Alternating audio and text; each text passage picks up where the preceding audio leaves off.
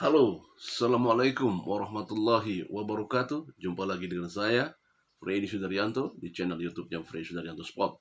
Masih seputar kasus Jalan Cagak Subang. Pagi ini atau subuh ini saya akan coba mengangkat kembali ya masalah yang sudah lama. Saya pengen juga membahas kembali sebenarnya. Karena memang ada sesuatu yang di dalam pikiran saya masih bertanya-tanya, yaitu masalah banpol. Masalah banpol ini kita ketahui bahwa saya melihat dari pernyataannya Kabid Humas Polda Jabar sebelumnya, yaitu Bapak RD Achaniago, Kombespol RD Achaniago, bahwa beliau memberikan statement tidak ada keterlibatan banpol dalam hal ini. Nah, keterlibatan itu berarti tidak adanya banpol terlibat dalam kasus Subang ini. Permasalahannya itu bukan berarti tidak adanya banpol. Nah, justru itu pertanyaan juga.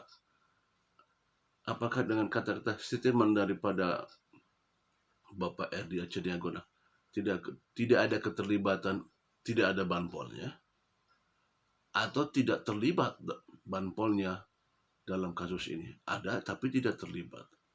Dan itu pun kita belum ada koreksi dari Pak Kombes Pol Edi Achaniago. Nah, kalau saya meruntut ke belakang, masalah keberadaan banpol berawal adalah banpol ini muncul dari saksi Danu. Saksi Danu mengatakan bahwa bukan banpol tapi polisi. Nah, dari mana pertamanya awal ceritanya adalah pada saat itu satu tim Danu, Wahyu, Opik, Kosasi ada di sekolah SMA 1 Jalan Cagak. Informasi yang didapat katanya diperintahkan oleh Kang Yoris. Dengan waktu yang bersamaan, masuknya yang disinyalir adalah banpol pada saat waktu bersamaan juga. Dan pada saat adanya banpol masuk, atau yang disinyalir waktu itu adalah polisi, menurut keterangan dari Danu, itu jamnya bersamaan dengan jam pada saat pemakaman.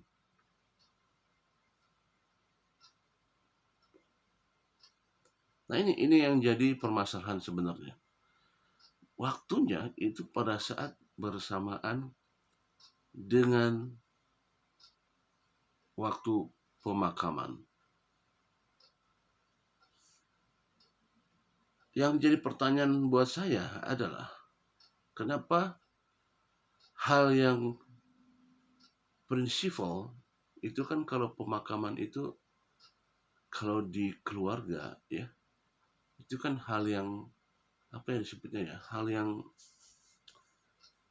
penting lah ya, karena kepergian terakhir di alam dunia.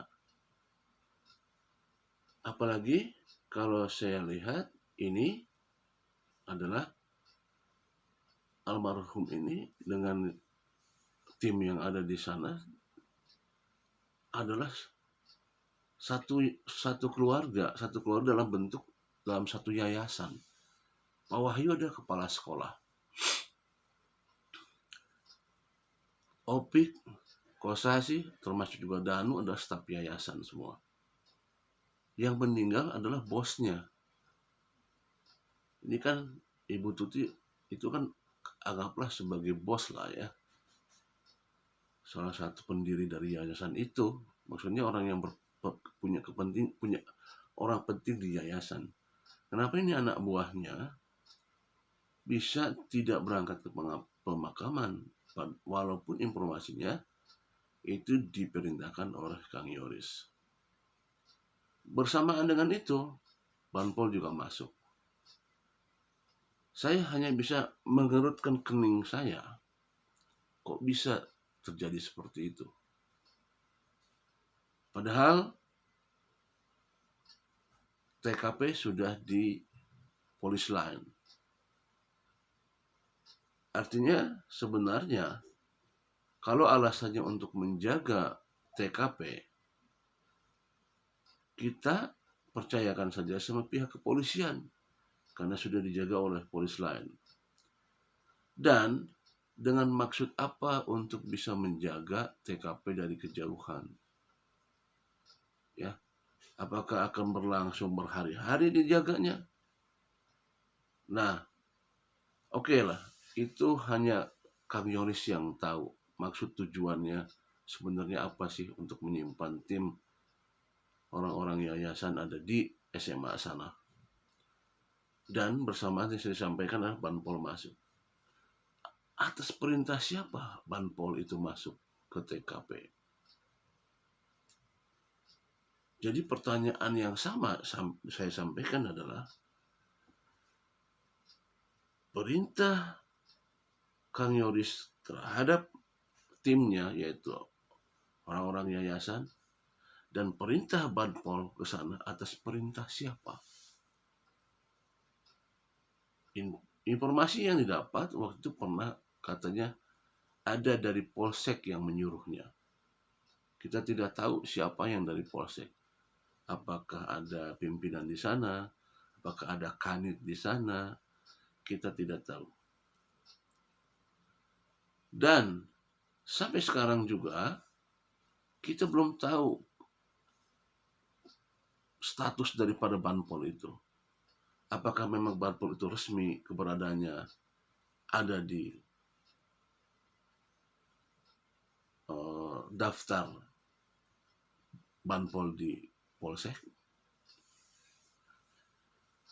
Dan inilah sebenarnya yang jadi pemikiran sampai saat ini. Sehingga masuklah 2 warga sipil ke dalam TKP. Apa saja yang dilakukan di dalam, kita baru tahu sebatas menguras bak mandi, kemudian menemukan cutter dan menemukan gunting. Selebihnya tidak ada lagi berita. Itulah yang mencuat ke media apa yang dilakukan oleh Danu dan Banpol tersebut. Kita ketahui bahwa kronologisnya adalah pada saat tim yayasan ini mengamati dari SMA, masuklah seorang polisi yang diduga awal adalah polisi, kemudian Danu mendekat dan sempat motret dulu Danu ya, kemudian dikirimkan kepada Yoris gambar itu. Nah, karena Danu berpikiran bahwa kata Danu adalah itu polisi,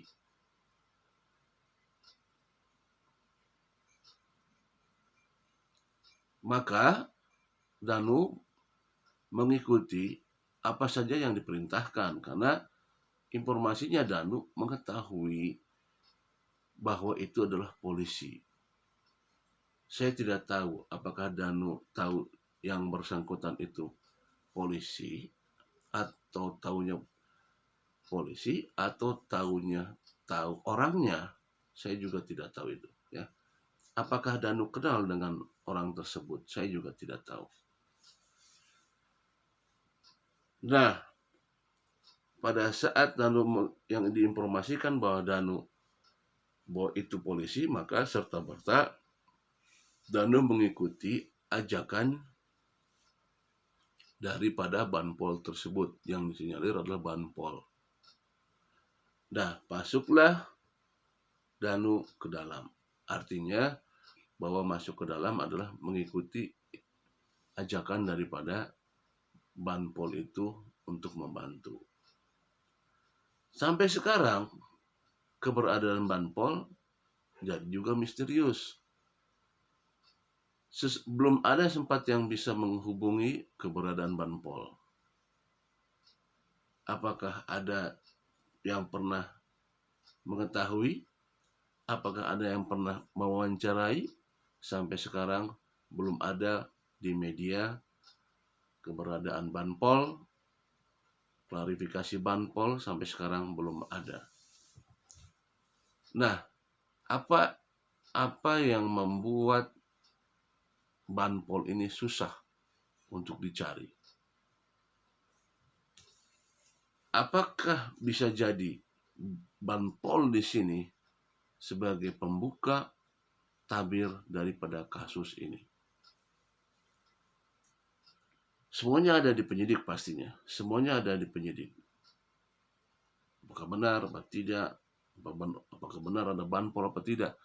Semuanya ada di penyidik. Walaupun sampai sekarang belum ada berita yang akurat dan update mengenai masalah Banpol ini. Tetapi kembali lagi, yang jadi menggerutkan kening saya adalah waktu yang bersamaan dengan pada saat pemakaman dilakukan penjagaan TKP pada saat waktu pemakaman. Ini sebenarnya yang jadi pemikiran saya.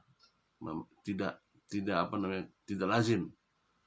Ya, tidak lazim karena pada saat pemakaman harusnya itu menghadiri pemakaman tersebut. Harusnya ya, sebagai manusiawi, makhluk sosial ya. Apalagi itu berhubungannya dengan bosnya ya di yayasan. Ya, ini yang mengerutkan kening saya ini di sini. Dan bersamaan tiba-tiba Banpol masuk, yang disinyalir adalah polisi. Nah, itulah kerutan kening saya yang sampai sekarang juga jadi pertanyaan. Baik, demikian subuh ini atau pagi ini saya mengangkat kembali masalah Banpol.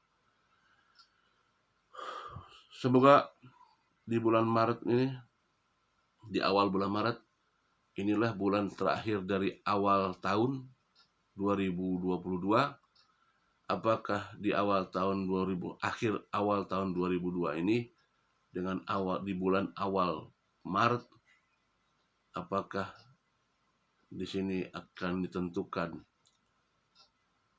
terkuaknya kasus ini atau tertutupnya kasus ini? Kita hanya bisa berdoa dan berharap. Tentunya kita berharap kepada pihak kepolisian untuk bisa segera mengungkap kasus ini.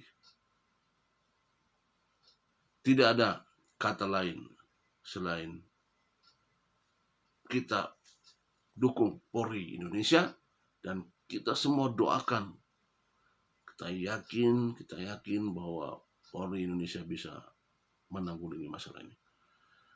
Assalamualaikum warahmatullahi wabarakatuh.